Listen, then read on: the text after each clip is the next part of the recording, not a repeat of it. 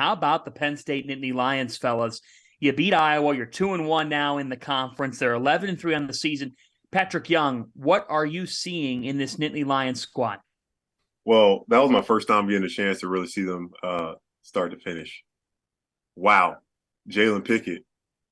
Oh, my goodness. He is as my friend T.O. would say, he's a dude. He's a dude.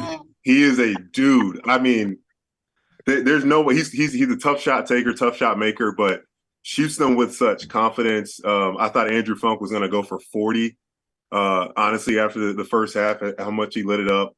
But there was a trend in this game, as there was in the previous one we discussed.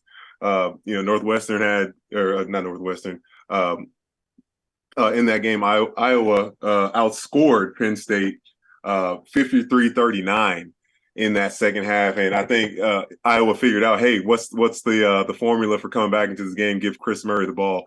He was sensational. Plays at a great pace a few times. And what really got them back into the game, too, as well, and Chris led the team in this, was offensive rebounds. Getting those second chance baskets, being able to just say, hey, I just coaches that get their teams to respond in the second half. You scratch your head a little bit, wondering, hey, why didn't we start out the game this way? But seeing that a team is capable of competing when it comes to games like this, because this team, they beat Iowa State handily a few weeks ago. Struggled here a little bit, but if this game starts over, I think we're looking at a completely different one.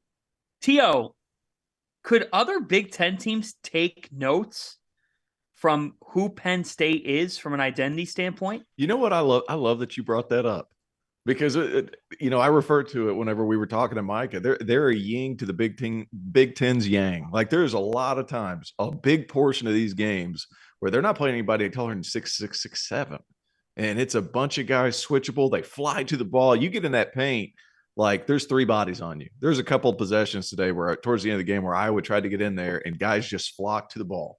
And they are so quick in recovery that they can send that many guys because they have that many versatile dudes defensively. And guys, here's where, they're playing twos against threes. If they can compete on the boards, and Coach Shrewsbury alluded to it, if they can compete on the boards, they're going to give themselves a chance because they're playing threes against twos. And whenever Andrew Funk's knocking down shots like that, like, it's tough to guard. And how many does he need to make a game? 4? Try to make, if he makes 4 a game. That's tough. And the thing is, too, is like, they just have guys that do winning stuff all the time. Miles Dredd was a plus 22 Miles today. Dredd.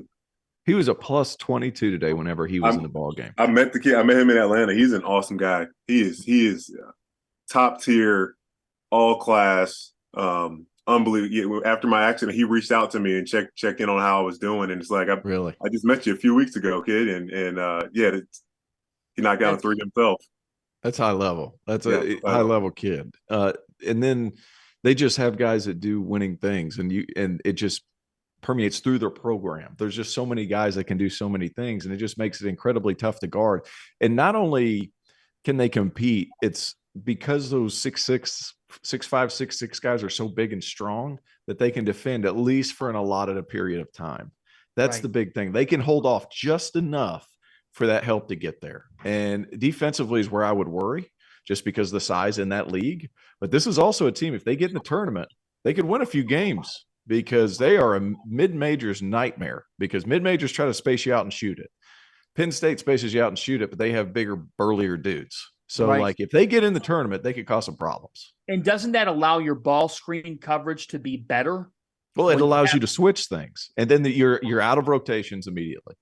That's the big thing. Like, if you're guarding a ball screen, you switch that 1-2, like you can, or want that 1-4, that 1-5. Like, there's no rotations to be had, and that's what really improves them. And I like what Shrewsbury said too about his lineup versatility with Keba Jai, and being able to have him roll, and then bringing in another 5 guy who can shoot it. Like, it's tough to guard. It's tough to prepare for. They are a menace when it comes to closing out defensively, and they have so many fast guys around the perimeter that could just swarm.